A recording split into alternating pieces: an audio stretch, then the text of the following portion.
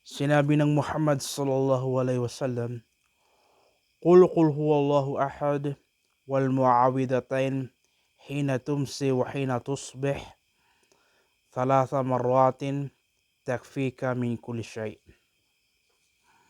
Sinabi ng Muhammad sallallahu alaihi wasallam, bigkasin mo ang suratul Ikhlas, suratul Falaq at suratul Nas tuwing gabi at umaga ng 3 beses.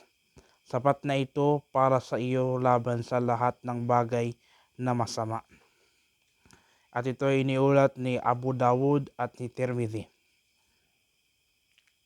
Bale, pag nasisiher tayo, bigkasin lang po natin itong 3 call pag nakukulam tayo.